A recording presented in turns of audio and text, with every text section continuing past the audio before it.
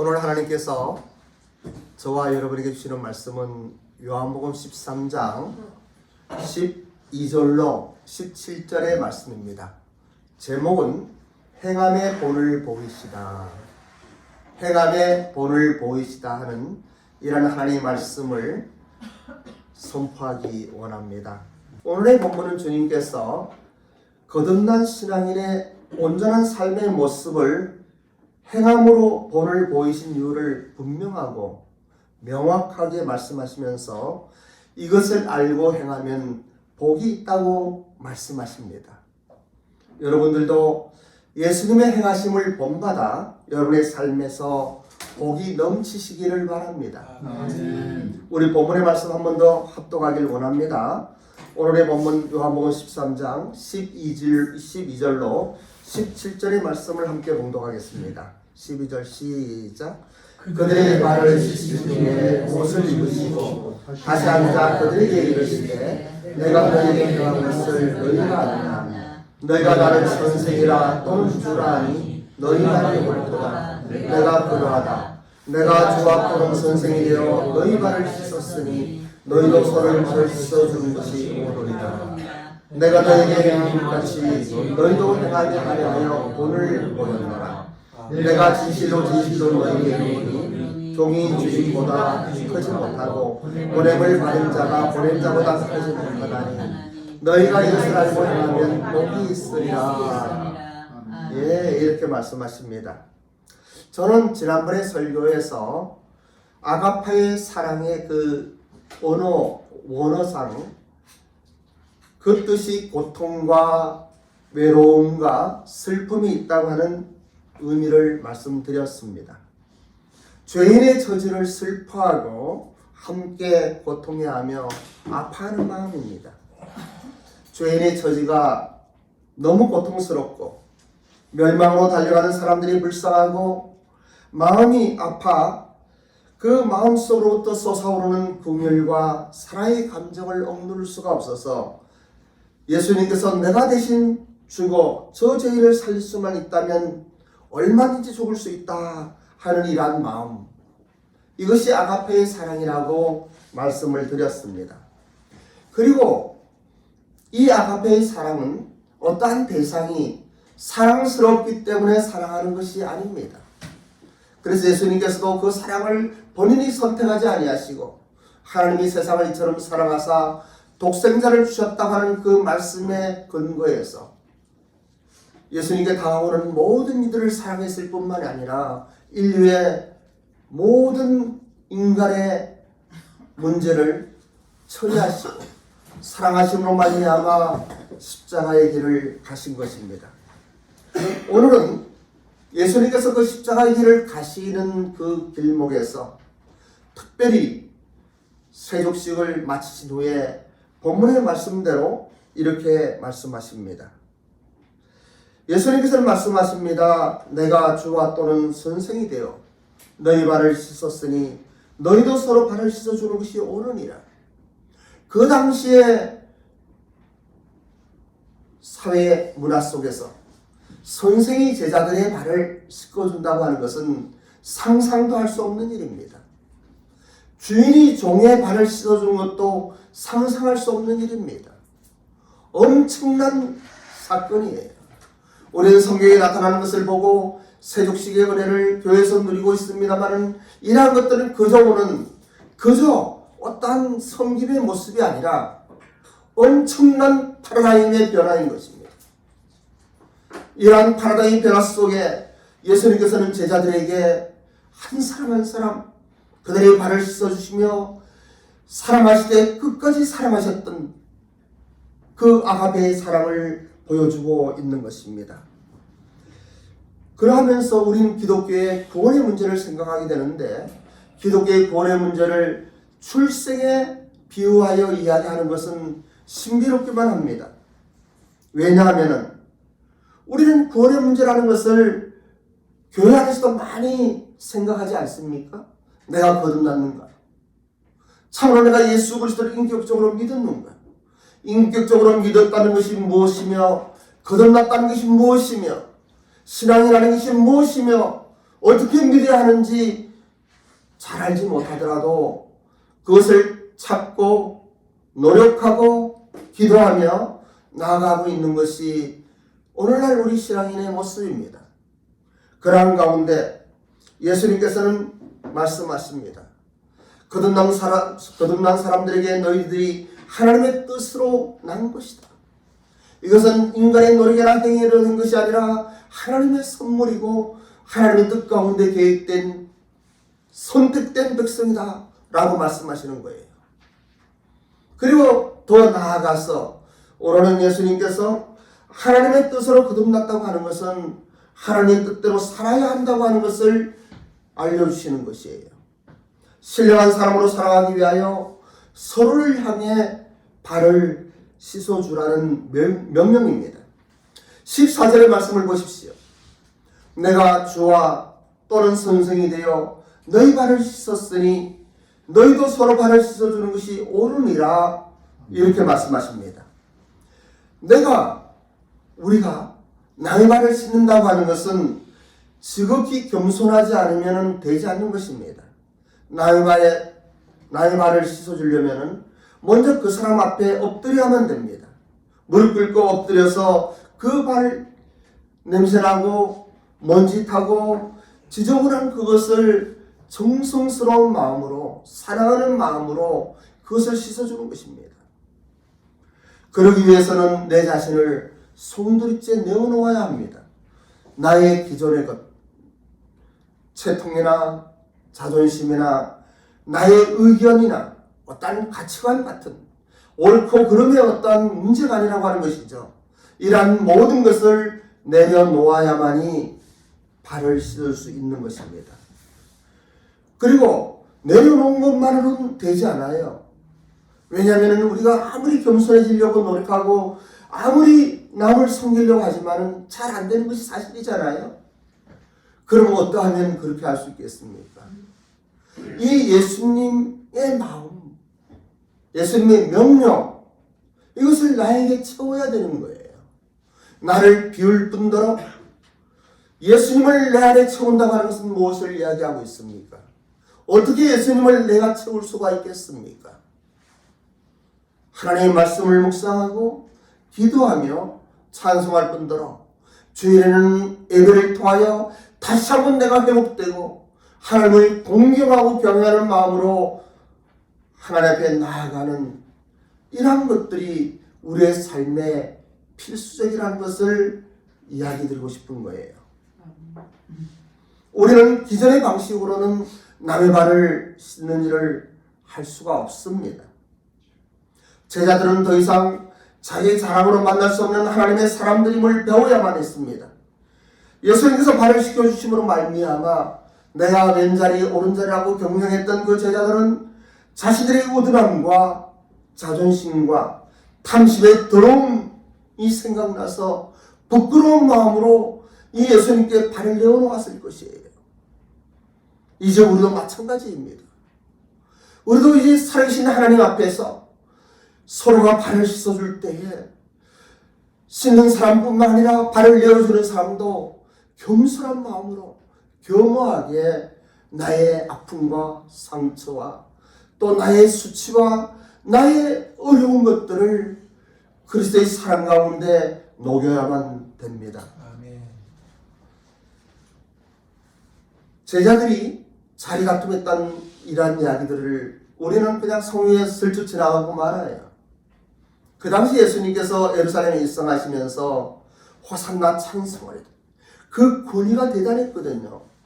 뿐만이 아니라 성전에 그 장사하는 사람들을 노끈으로 치며 쫓아내면서 그리고 정말 엄격하고 대단한 생명을 좌우하는 생사 박탈권을 가지고 있는 제사장과 바리새인들과 유대인 지도자들마저도 이 예수님의 길을 막을 수가 없었어요.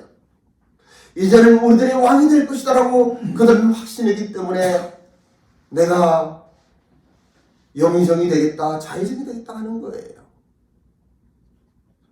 대통령을 선출할 때 수고하고 힘써 선출하면은 그 수고한 공로 이제 내가 한 자리 해야지 하는 것과 똑같은 거예요. 그런 것들은 나쁜 것이 아니잖아요. 당연한 거예요. 함에도 불구하고 예수님께서는 자신이 가야 할 길이 무엇인지를 알고 계셨던 거예요. 이 제자들의 생각과 그리고 예수님이 가야 할 그 길의 간극이 너무나 큰 거예요. 기분이 다른 거예요. 그럴 때 예수님은 이 제자들을 사랑하시는 그 마음으로 그 발을 씻어주실 뿐만 아니고 이제 행함으로 내가 너희에게 본을 보였으니 너희도 서로 발을 씻어라 이렇게 이야기하는 거예요. 제자들도 그 후에는 그렇게 되었잖아요. 지금 우리들도 부족하지만은 그렇게 될 것입니다.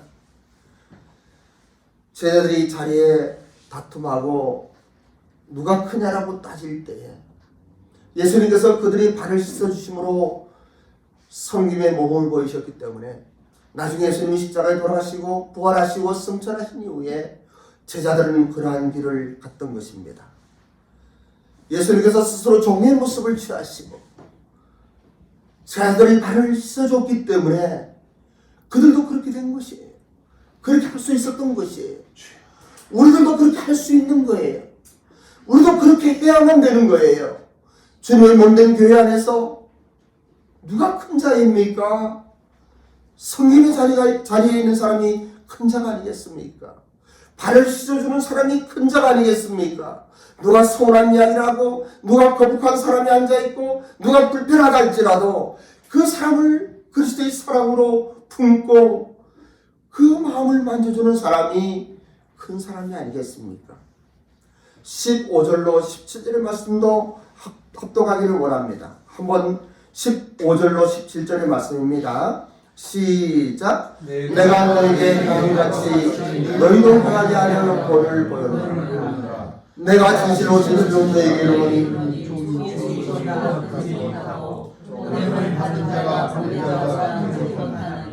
너희가 이것을 알고 행하면 복이 있으리라. 아멘. 여기에 잘 보셔요. 특히 17절 너희가 이것을 알고 행하면 복이 있느니라. 행하면 복이 있느니라.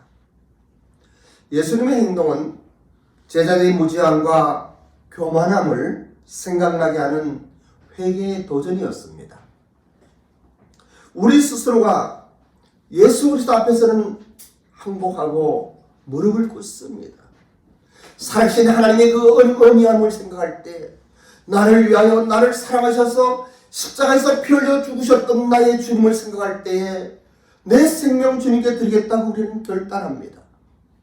정말 우리는 낮아질 만큼 낮아지고 우리는 그 주님을 향하여 우리의 모든 것을 비우고 이 주님으로 채우길 원합니다. 그러하듯이 이제는 우리 주님의 몸된 교회 안에서 주님의 사랑하셔서 발을 씻어줬던 그 제자들과 같은 우리 교회 가족들을 그렇게 사랑해야만 합니다.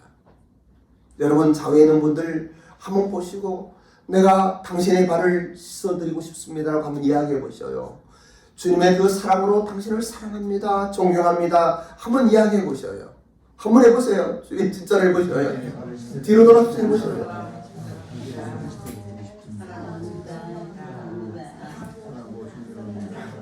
네. 누군가 그러한 모습을 보일 때 정말 그러한 삶을 살아갈 때 교회는 하나님의 은혜 가운데 풍성해지는 것이에요.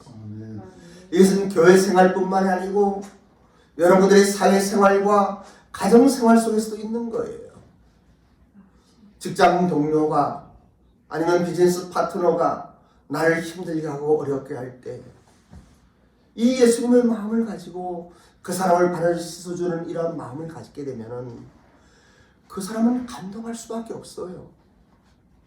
그리고 그 사람은 우리의 신앙을 부러워할 수밖에 없어요. 그리고 그 사람은 우리의 그러한 신앙을 보고 자기도 그 믿음 갖고 싶다라고 고백할 수밖에 없어요. 오늘날 한국교회가 왜 이렇게 어렵습니까? 그러한 마음을 잃어버렸기 때문이에요. 왜 한국교회가 사회에서 지탄을 받고 있습니까? 이 예수님의 성김의 본을 놓쳐버렸기 때문이에요. 우리가 그러할 때 세상은 감동하게 됩니다. 우리가 그러할 때 우리 가족들은 감동하게 되어 있어요. 감격하며 우리가 가지고 있는 그 신앙을 사모하게 되어 있어요. 누군가 이 예수님의 겸손과 온유함으로 예수님의 모습이 나타난다고 하면은 그분이 있는 곳에 화평이 있지 않겠습니까? 아멘. 다툼 속에 평화 있지 않겠습니까? 그리고 미움과 질투와 이러한 것들이 다툼이 사라지지 않겠습니까? 이러한 아가페의 사랑은 원수를 사랑할 수 있는 사랑인 것이에요. 아멘. 우리는 이러한 것들을 깊이 묵상하면서 어떠한 사회의 윤리적인 그리고 교양 있는 사회적인 어떤 동물을 이야기하는 것이 아니에요. 우리의 믿음의 본질을 이야기하는 거예요. 기독교의 신앙이란 우리가 믿는 아름다운 신앙이란 하나님을 경외하는 거예요. 하나님을 공경하고 두려워하는 거예요. 그 하나님의 사랑을 받는 거예요.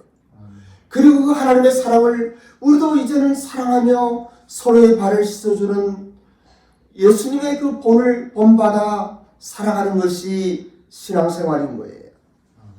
우리는 하나님의 사랑을 그 은혜를 입은 자로서 모든 사람에게 이 하나님의 영광을 선포할 책임이 있습니다. 어떻게 하나님의 영광을 선포할 수 있겠습니까? 예수님의 본을 우리가 따라야만 되는 것이에요. 그것이 무엇이겠습니까? 여러분들은 그것을 가지고 있습니까? 여러분들이 믿는 그 신앙은 이러한 예수님의 행함에 본된 섬김의 신앙입니까?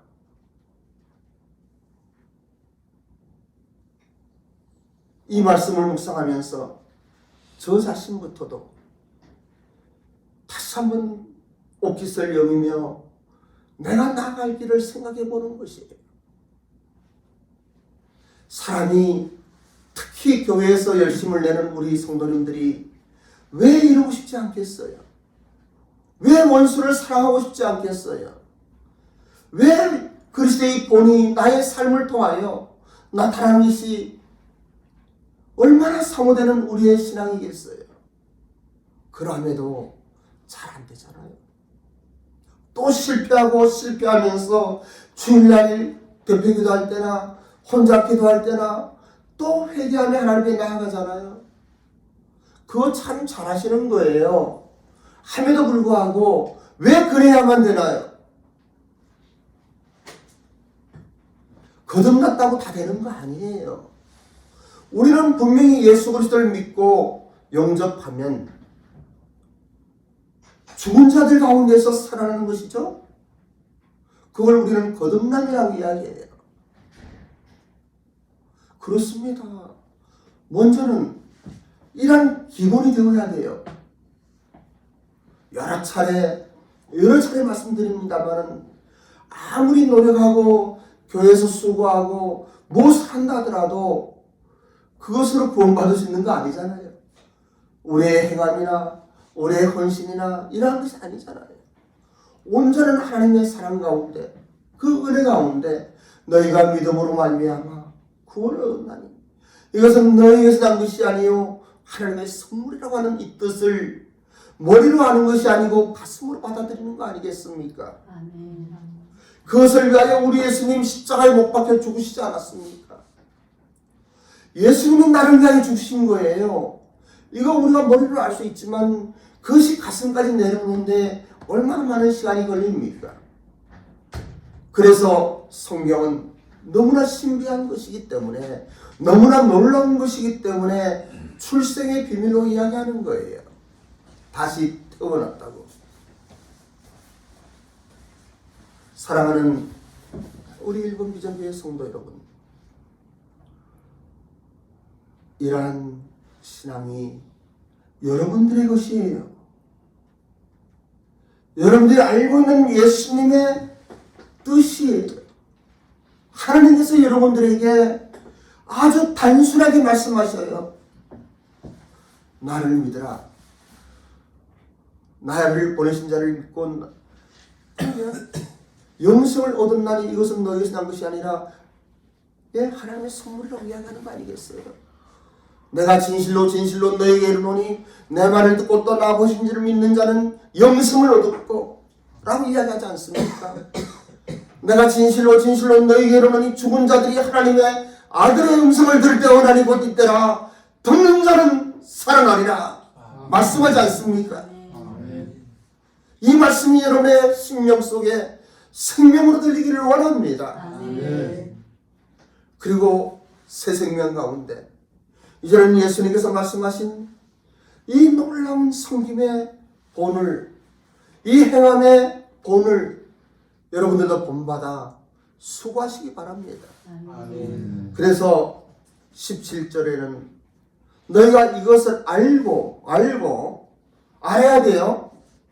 그리고 행해야 돼요. 그러면 복이 있으리라. 이 복이 있으리라는 말씀이 얼마나 엄청난 말씀인 줄 아세요? 여러분의 소망이 무엇입니까? 여러분의 바람이 무엇입니까?